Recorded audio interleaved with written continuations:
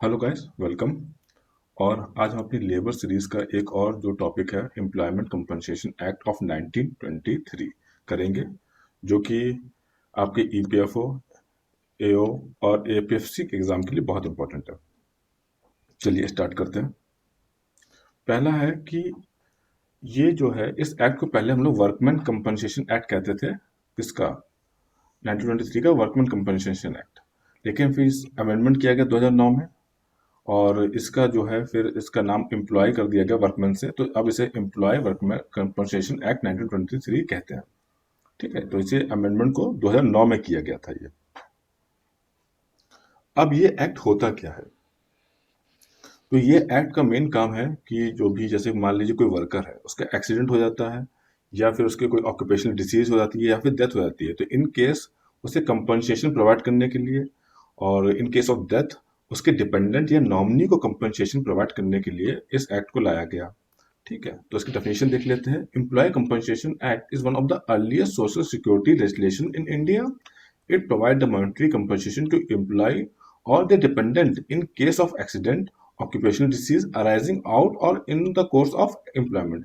अगर एम्प्लॉयमेंट में रहते हुए उसकी कोई डिसीज हो जाती है या एक्सीडेंट हो जाता है, तो डेथ हो जाती है, तो अब जो है एम्प्लॉयर को कंपनसेशन उसके लिए देना होगा।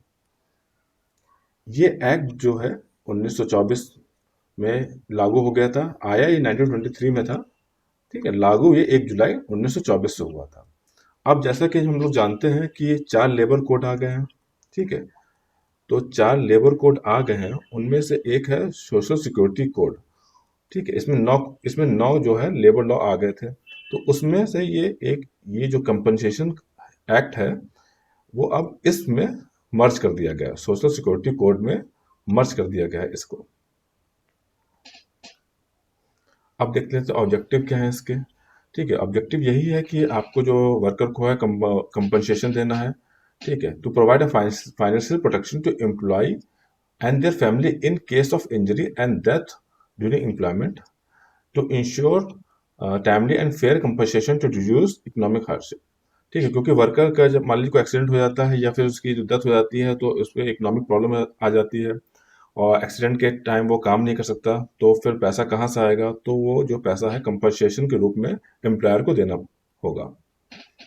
ठीक है, और इस एक्ट को इसलिए भी लाया गया कि एम्प्लॉयर को लायबल बनाया जा सके, कि ताकि वो एक्सीडेंट के टाइम और डिसीज के टाइम उन्हें पैसा दे, क्योंकि एम्प्लॉयर क्यों पैसा देना चाहेगा। लेकिन फिर क्योंकि अब इस एक्ट के थ्रू एम्प्लॉयर को लायबल बनाया गया कि आपके यहाँ जो वर्कर काम कर रहे हैं, उन्हें आप एक्सीडेंट के टाइम और डिसीज के समय आपको कंपनसेशन देना होगा।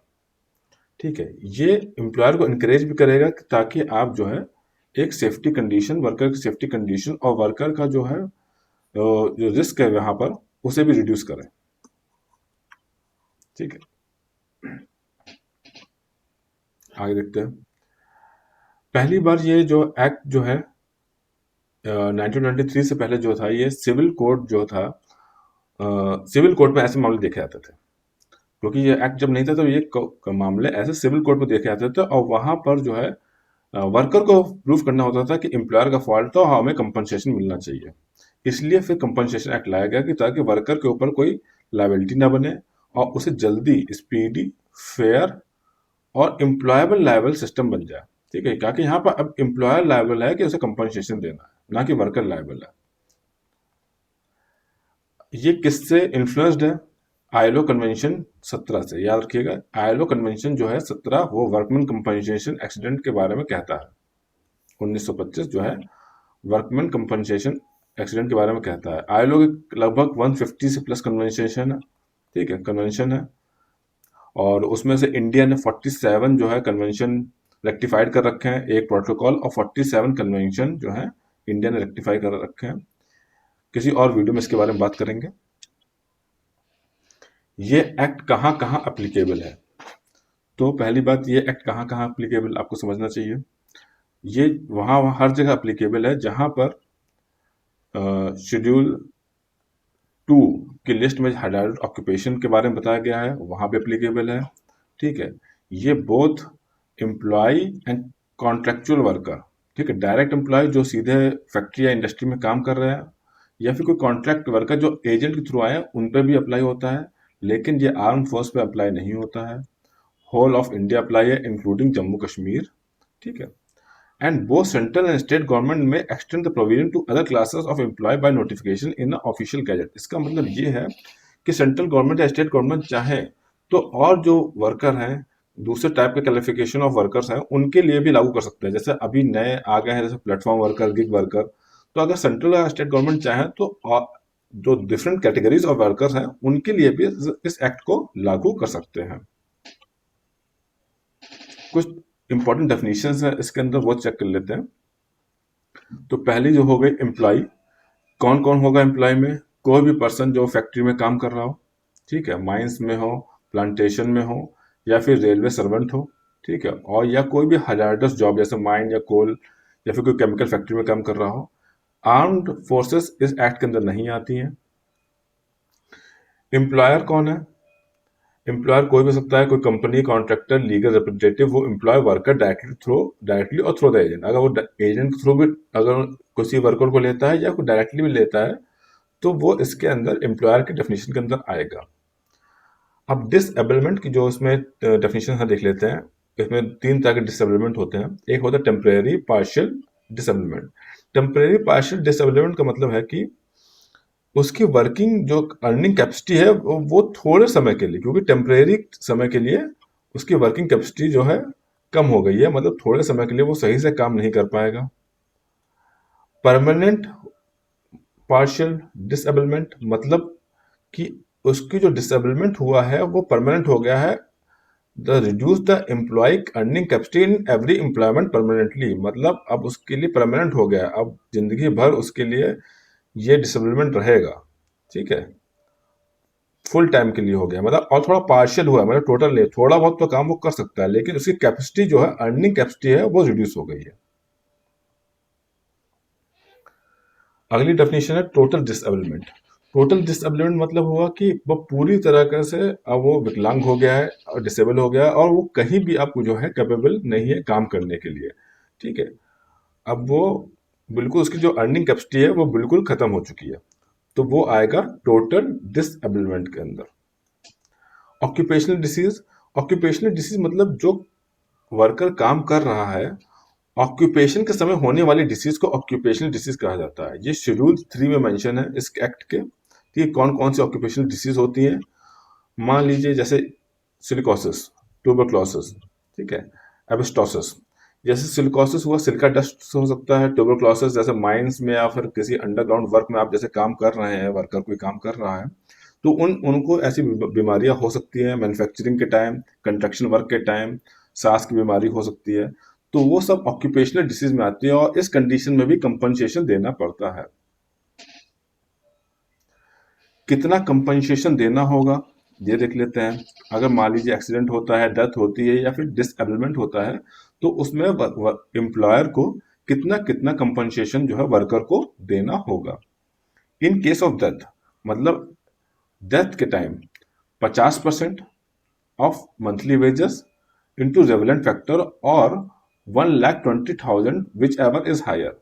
या तो 50% ऑफ मंथली वेजेस, जितना भी वो कमा रहा था उसकी 50% इंटू रेवलेंट फैक्टर। रेवलेंट फैक्टर जो है वो शेड्यूल 4 में दिया हुआ है। रेवलेंट फैक्टर कैलकुलेट होता है एम्प्लॉय की एज के बेसिस पे, मतलब जब भी वर्कर जो काम कर रहा है उसकी उस टाइम एक्सीडेंट के टाइम कितनी एज रही होगी, उसके बेसिस पे रेवलेंट फैक्टर कैलकुलेट होता है और उसी का मल्टीप्लाई करके यहाँ पर कंपनसेशन निकाला जाता है। तो डेथ के समय 50% जो उसकी मंथली वेजेस रहेंगी इंटू रेवलेंट फैक्टर, या फिर 1,20,000, इनमें से जो भी ज्यादा होगा वो एम्प्लॉय के डिपेंडेंट को दे दिया जाएगा। दूसरा क्या है, परमानेंट टोटल डिसेबलमेंट, मतलब उसे अगर परमानेंट जो डिसेबलमेंट हो जाता है तो 60% of monthly wages into relevant factor या 1,40,000 whichever is higher. Relevant factor ये इसी शेड्यूल 4 में दिया हुआ है, उसके बेसिस पे, उसकी एज के बेसिस पे निकालेंगे, ठीक है। तो ये जो है कंपनसेशन देना होगा एम्प्लॉयर को। ये दोनों कंपनसेशन आप याद रखिएगा, पूछ सकता है कि कितना कितना compensation in case of death और इन केस ऑफ डिसएबलमेंट देना होगा। अब देख लेते हैं परमानेंट पार्शियल डिसेबलमेंट। मतलब परमानेंट पार्शियल डिसेबलमेंट मतलब कि टोटल नहीं हुआ है, वो थोड़ा बहुत तो काम कर सकता है, वो पार्शियल जो है विकलांग हुआ है। तो इन केस जितना भी विकलांग हुआ है, मतलब जितना भी डिसेबलमेंट है, उसके प्रोपोर्शनेट, मतलब मान लीजिए 20% उसकी अर्निंग कैपेसिटी कम हो गई है, तो 20% के हिसाब से उसे कंपनसेशन दिया जाएगा। जितनी भी उसकी अर्निंग कैपेसिटी कम हो गई होगी, उसके प्रोपोर्शनेट दिया जाएगा। ठीक है, तो इसमें ऐसा कोई रूल नहीं है। मतलब अगर वो 40% उसका काम नहीं कर पा रहा है, 40%, तो उसे उस हिसाब से उसका कंपनसेशन दिया जाएगा।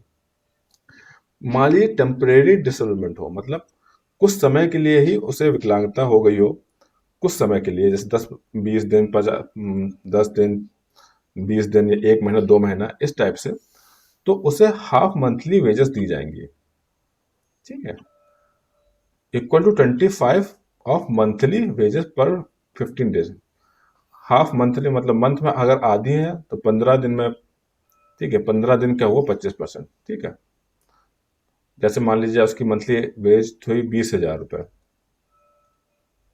ठीक है, मंथली वेज उसकी 20,000 रुपये थी, तो उसे 15 दिन में 25% मिलेगा, मतलब 10,000 और 5,000 रुपये मिलेगा। ठीक है, 15 दिन की सब्सिडी दी जाती है, तो 15 दिन 25% और हाफ मंथ में 50%।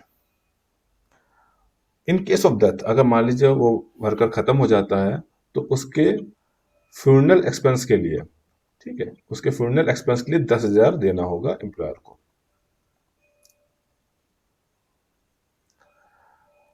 Time and manner of payment, जो भी कंपनसेशन देना होगा in case of accident and the in case of death, accident और डेथ के दोनों केसेस में जो भी कंपनसेशन देना होगा एम्प्लॉयर को, वो 30 दिन के अंदर ही देना होगा। ठीक है, और मान लीजिए इन केस ऑफ डेथ आदमी खत्म हो जाता है, वर्कर खत्म हो जाता है, तो एम्प्लॉयर को जो कंपनसेशन है वो कमिश्नर के पास उसे डिपॉजिट करना होगा 30 दिन के अंदर। फिर कमिश्नर क्या होता है कि जब डेथ हो जाती है तो कमिश्नर डिसाइड करता है कि इसे कौन नॉमिनी है, कौन डिपेंडेंट है और किसे पैसा दिया जाएगा। तो वो कमिश्नर डिसाइड करके वो पैसा उसके डिपेंडेंट को दे देगा।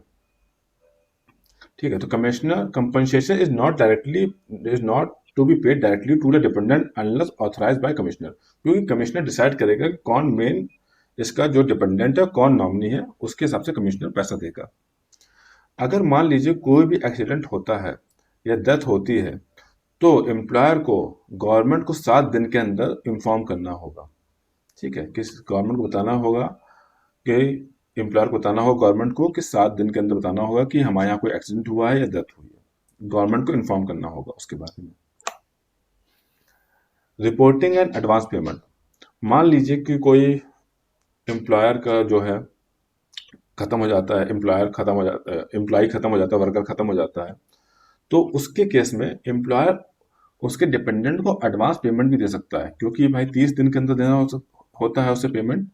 लेकिन हो सकता है कि पेमेंट ना दे पाओ, अटक जाए, लेकिन उस टाइम उसके पास फाइनेंशियल क्राइसिस आ गई, उसके घर पे, उसकी फैमिली में फाइनेंशियल क्राइसिस आ गई हो, तो वो उसके लिए एडवांस पेमेंट भी जो है उसके डिपेंडेंट को दे सकता है। लेकिन याद रखना पड़ेगा कि जो भी एडवांस पेमेंट देगा, वो 3 मंथ वेजेस, ये टोटल कंपनसेशन जो उसकी लास्ट 3 मंथ वेजेस थी, या जो भी उसका कंपनसेशन अमाउंट था, उनसे ज़्यादा नहीं होना चाहिए, उनसे कम ही होना चाहिए एडवांस। और फिर बाद में जो कमिश्नर है, जो भी इसने एडवांस दिया होगा, वो कमिश्नर उसमें एडवांस को फाइनल कंपनसेशन में एडजस्ट कर लेगा। ठीक है, तो एडवांस देने का इसमें नियम है। अगर चाहे एम्प्लॉयर तो उसके फैमिली को, जो वर्कर खत्म हो गया उसकी फैमिली को एडवांस दे सकता है due to any financial crisis. अब जो नया अपना रूल आया है सोशल सिक्योरिटी कोड, उसमें गवर्नमेंट ने एक और रूल ऐड किया है कि मान लीजिए अगर कोई ऐसा एक्सीडेंट होता है वर्क प्लेस पे और कोई ऐसी डेथ हो जाती है, तो गवर्नमेंट के पास कंपनसेशन को 50% से बढ़ा सकती है वो। ठीक है, वो कंपनसेशन को 50% से बढ़ा सकती है। वो गवर्नमेंट के ऊपर डिपेंड रहेगा कि किन केस में उसे इंक्रीज करना है कि नहीं करना है। तो ये नया रूल है कि गवर्नमेंट जो है 50% से जो है कंपनसेशन वर्कर के लिए बढ़ा सकती है इन case of accident. Payment of compensation in time, अब जो भी कंपनसेशन देना है एम्प्लॉयर को वो समय पे देना होगा। 30 दिन का समय मिलता है। इन केस वो 30 दिन में नहीं दे पाता तो क्या होगा, तो उस पे लगेगा इंटरेस्ट 12% का। कमिश्नर जो है, कमिश्नर इसमें एक मेन बॉडी रहती है। आपको याद रखना रहेगा कि इस एक्ट में एक कमिश्नर मेन बॉडी है। ठीक है, तो कमिश्नर है उस पर 12% का इंटरेस्ट लगा सकता है। ठीक है, फिर उसे 12% का इंटरेस्ट लगा के पैसा देना होगा। ठीक है, और मान लीजिए उस कमिश्नर ने एम्प्लॉयर से पूछा कि आपने पैसा देने में डिले क्यों कर दिया, और उसे लगा कि जो भी उसने डिले का रीज़न बताया वो सही नहीं है, रीजनेबल नहीं है। ठीक है, वो सही नहीं बैठ रहा है, तो कमिश्नर उस पर 50% एक्स्ट्रा अमाउंट लगा सकता है। ठीक है, तो कमिश्नर के हाथ में है कि मान लीजिए उसने लगा कि जो डिले रीज़न है वो सही नहीं है, वो जस्टिफाई नहीं हो रहा है जो डिले रीज़न है, तो 50% एक्स्ट्रा जो है अमाउंट लगा सकता है एम्प्लॉयर के ऊपर कमिश्नर। एम्प्लॉयर की लायबिलिटी देख लेते हैं कि एम्प्लॉयर को कब कब कंपनसेशन देना बहुत ज़रूरी है। पहली बात, अगर an accident arise out of और in the course of employment, अगर एम्प्लॉयमेंट के अंदर एक्सीडेंट हुआ है, मतलब जब वो वर्कर वहां पर काम कर रहा है या उसकी वजह से अगर एक्सीडेंट हुआ है, तो कंपनसेशन देना ही देना होगा। और जो इंजरीज है वो उसकी वजह से उसे डेथ हो जाती है या फिर डिसएबलमेंट हो जाती है, तब भी कंपनसेशन देना होगा। ये लायबिलिटी उसकी उन वर्कर्स के लिए भी है जो बाहर काम कर रहे हैं, working abroad from Indian employers. ठीक है, बाहर काम कर रहे हैं इंडियन एम्प्लॉयर्स के साथ, और लेकिन उनका जो कॉन्ट्रैक्ट है वो इंडिया में बना हुआ है, contract of employment was made in India. ठीक है, तो ये उनके लिए भी लायबल होगा ये कंपनसेशन एक्ट। किन किन कंडीशन में एम्प्लॉयर को कंपनसेशन नहीं देना होगा, मतलब किन ऐसी कौन सी कंडीशंस हैं जहां एम्प्लॉयर को लायबल नहीं है कि वो कंपनसेशन ना दे। पहले कंडीशन यह है, मान लीजिए कि कोई वर्कर जो है इन्फ्लुएंस ऑफ ड्रग या अल्कोहल, शराब पी के या किसी ड्रग्स या टॉक्सिक एलिमेंट के अंदर वो काम कर रहा है और तब उसका एक्सीडेंट होता है, तो एम्प्लॉयर को पैसा कंपनसेशन नहीं देना होगा, क्योंकि ये रूल के खिलाफ है कि आप इन केस आप जो है नशा करके काम नहीं करना है कर सकते। ठीक है, तो वो वर्कर की ही गलती है कि वो नशा करके काम कर रहा है। दूसरा, मान लीजिए वर्कर क्या करता है कि कोई सेफ्टी रूल है या सेफ्टी ऑर्डर है उसे नहीं मानता है। ठीक है, कोई सेफ्टी रूल बनाया गया है और कोई सेफ्टी ऑर्डर कहा गया कि आपको ये काम नहीं करना है, या फिर आपको हेलमेट पहन के रखना है या सेफ्टी गियर नहीं उतारने हैं, और उसके वर्कर उस बात को नहीं मानता और उसका एक्सीडेंट हो जाता है, तो भी एम्प्लॉयर को पैसा नहीं देना होगा। मान लीजिए कि एम्प्लॉयर कोई सेफ्टी गार्ड और अपनी डिवाइसेस जो हैं वो विलफुली रिमूव कर देता है, एम्प्लॉय जो है वो वर्कर जो है अपनी जो सेफ्टी गार्ड और डिवाइसेस हैं वो विलफुली रिमूव कर देता है वर्कर, और तब काम करता है, तो भी एम्प्लॉयर को पैसा नहीं देना होगा, क्योंकि ये वर्कर की गलती है कि उसने अपना सेफ्टी गार्ड और डिवाइस या फिर जो भी हेलमेट, जैकेट, शूज जो भी सेफ्टी के लिए जरूरी था वो क्यों हटाया। ठीक है, तो भी इस कंडीशन में भी एम्प्लॉयर को पैसा नहीं देना होगा। और मान लीजिए कोई विकलांगता डिसएबलमेंट होती है जो कि 3 दिन से ज्यादा ना हो, कुछ इंजरीज या कुछ एक्सीडेंट हुआ लेकिन वो 3 दिन के अंदर ही सही हो गया, तो भी एम्प्लॉयर को कंपनसेशन देने की जरूरत नहीं है। ठीक है, लेकिन मान लीजिए इन केस ऑफ डेथ, अगर इन एक्सीडेंट के टाइम वर्कर की डेथ हो जाती है, भले ही वो अल्कोहल के नशे में हो, नशा किया हो, उसने कोई रूल ना माना हो, उसने कोई सेफ्टी गार्ड ना पहना हो, एक्सीडेंट तो ठीक है हुआ, लेकिन इन एक्सीडेंट के बाद डेथ हो जाती है, तो उसे पैसा देना पड़ेगा, एम्प्लॉयर को तब पैसा देना होगा, कंपनसेशन देना होगा। इन केस ऑफ डेथ ये सारी चीजें खत्म हो जाती हैं। ठीक है, ये जितनी चारों पॉइंट है हम लोग के, ये डेथ पे लागू नहीं होते। मतलब अगर वर्कर की डेथ हो गई तो किसी भी कंडीशन में हुई हो, चाहे वो उसकी वर्कर की ही गलती हुई हो है, लेकिन आपको उस कंडीशन में कंपनसेशन देना होगा, एम्प्लॉयर को कंपनसेशन देना होगा। ये पॉइंट आप याद रखिएगा। इसमें एक इंपॉर्टेंट बॉडी आती है, वो है कमिश्नर की, तो आपको ये बात रखनी होगी कि कमिश्नर की बॉडी जो है कंपनसेशन एक्ट में आती है। ये कमिश्नर बॉडी है, जितने भी डिस्प्यूट हैं इस एक्ट के अंदर वो कमिश्नर ही देखता है। ठीक है, कमिश्नर जो को एक authority upon two handle and decide all the dispute under this act. इसे स्टेट गवर्नमेंट करती है। और कौन कमिश्नर हो सकता है इसके अंदर, ठीक है, उसकी एलिजिबिलिटी क्या है, या तो उसने 5 साल स्टेट जुडिशियल सर्विस में बिताई हो, या 5 साल के लिए वो एडवोकेट या कोई लीगल ऑफिसर रहा हो, तो वो कमिश्नर बन सकता है। बनाएगा कौन? स्टेट गवर्नमेंट, ठीक है।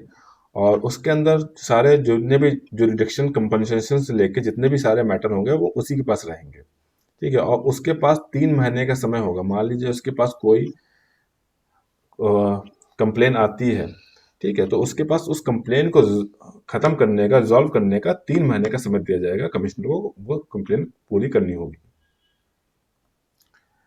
ठीक है। Right to appeal. और राइट टू अपील में, अच्छा ये ऊपर एक पॉइंट रह गया कि मैं कमिश्नर के पास एक पावर रहती है कि वो किसी को सम्मन विटनेस कर सकता है, कोई रिकॉर्ड एविडेंस कर सकता है। मतलब जो सिविल प्रोसीजर कोड के अंदर जितनी पावर्स होती हैं वो कमिश्नर के पास भी रहती हैं। राइट टू अपील, मान लीजिए कोई एम्प्लॉयर या वर्कर, एम्प्लॉयर या एम्प्लॉय में कोई भी जो वर्क कमिश्नर का जो आदेश कमिश्नर जो आदेश दिया या कमिश्नर का जो डिसीजन था उससे खुश नहीं होता है, तो वो जाके हाई कोर्ट के अंदर अपील कर सकता है। और वो हाई कोर्ट के अंदर अपील करेगा 60 दिन के अंदर। If any person is aggrieved by the order of commissioner they can file an appeal to the high court, और उसे 60 दिन का समय दिया जाएगा वो अपील फाइल करने के लिए। As the per section 31A, no appeal is entertained unless the employer deposits 25% of assessed amount before the before filing appeal। इसका मतलब ये है कि इस सेक्शन में ये लिखा गया है कि मान लीजिए कोई अगर एम्प्लॉयर अपील करता है तो उसे 25% जो भी अमाउंट पे केस चल रहा है, जिस अमाउंट पे डिस्प्यूट है, उसका 25% जो है उसे पहले डिपॉजिट करना पड़ेगा, तब जाके वो अपील कर पाएगा। क्योंकि ऐसा हो सकता है कि कई बार जो है एम्प्लॉयर फेक अपील ना कर दें और अपील जो एम्प्लॉयर कर रहे हैं वो राइट हो। इसलिए उनके लिए एक कंडीशन लाई गई है कि आप एम्प्लॉयर को जो है 25% जो भी डिस्प्यूटेड अमाउंट है उसका पहले जमा करना होगा, तभी जाके वो जो कमिश्नर के खिलाफ अपील कर पाएगा हाई कोर्ट में। चलिए आगे चलते हैं। कुछ अमेंडमेंट किए गए इसमें 2017 में, वो समझ लेते हैं क्या क्या अमेंडमेंट करे गए। The employer's duty was introduced to inform the employee of their right to compensation at the time of employment। मतलब जब भी कोई एम्प्लॉयर किसी वर्कर को काम पर रखेगा तो उसे सारे जो भी कंपनसेशन के रूल और उसके राइट्स हैं उसे समझा देने होंगे। दूसरा, monetary limit for appeal to the high court was increased from 300 to 10,000। जब भी कमिश्नर के खिलाफ, मतलब जैसे कमिश्नर ने कोई आदेश दे दिया और उसके खिलाफ आपको अगर अपील करनी है हाई कोर्ट में, तो उसका जो मैटर है, उसका जो डिस्प्यूट अमाउंट है वो 10,000 से ऊपर होना चाहिए। पहले ये 300 था, ठीक है। तो हाई कोर्ट में अपील करने के लिए वो डिस्प्यूटेड अमाउंट, जो भी अमाउंट डिस्प्यूटेड है, उसका अमाउंट अब 10,000 से ऊपर होना चाहिए। ये पहले 300 था, ठीक है। तो ये आप अमाउंट याद रखिएगा। अब तीसरा पॉइंट, ठीक है, तीसरा पॉइंट कहता है सेक्शन 30A ओमिटेड। इसका मतलब क्या है? Earlier it was allowed to withholding the compensation during appeal but now that provision is deleted. इसका मतलब ये है कि जब भी कोई अपील होगी हाई कोर्ट में, तो क्या होता था कि मान लीजिए कमिश्नर ने, इससे पहले कमिश्नर आता है, कमिश्नर ने आदेश दे दिया कि वर्कर को पैसा दिया जाए, लेकिन एम्प्लॉयर ने अपील कर दी हाई कोर्ट में, तो वो पैसा रोक दिया जाएगा, ठीक है, उस पैसे को विदहोल्ड कर दिया जाएगा, ठीक है। लेकिन अब ये सेक्शन ही हटा दिया गया है कि उस पैसे, अगर एम्प्लॉयर जो है अपील करता भी है हाई कोर्ट में या उससे ऊपर अथॉरिटी में, लेकिन वो पैसा नहीं रोका जाएगा, वो पैसा उसे दे दिया जाएगा, बाद में उसे हाई कोर्ट उसे अपने हिसाब से एडजस्ट कर देगा, ठीक है। तो ये वाली चीज हटा दी गई है। Employer are required to display the information about employees right prominently at the work place. Employer को अब ये जरूरी है कि जितना भी वो एम्प्लॉय के राइट्स हैं उन्हें वर्क प्लेस पे चिपका दे, उसे वहां पर पेस्ट कर दे, और उन्हें सारी वर्कर्स को सारी जो भी इंफॉर्मेशन है वो डिस्प्ले होनी चाहिए वहां पर वर्क प्लेस पे कि उनके राइट क्या क्या है। क्या क्या पेनल्टीज है इस एक्ट के अंदर? If a employer fail to pay compensation within 1 month, ठीक है, तो अगर नहीं दे पाता तो आपको मैंने बताया कि 12% का इंटरेस्ट देना पड़ेगा। और या फिर कमिश्नर जो है 50% तक का उस पर एक्स्ट्रा चार्ज लगा सकता है। ठीक है, अगर उसे रीजन समझ में नहीं आया कि क्यों डिले हुआ तो 50% तक का एक्स्ट्रा चार्ज लगा सकता है। और 12% का इंटरेस्ट तो देना ही होगा अगर मान लीजिए 1 महीने से ज़्यादा लेट होता है तो। ठीक है, इस एक्ट के अंदर 4 शेड्यूल आते हैं। ठीक है, ये पुराना एक्ट है तो पुराने 4 शेड्यूल लिखे हुए हैं, देख लेते हैं क्या क्या है। शेड्यूल 1 कहता है कि list of injuries resulting in permanent total and और पार्शियल डिसेबलमेंट और corresponding loss of earning earning capacity. ठीक है, इसमें जितनी लिस्ट ऑफ इंजरीज हैं जो कि परमानेंट टोटल पार्शियल डिसेबलमेंट की वजह से होती हैं।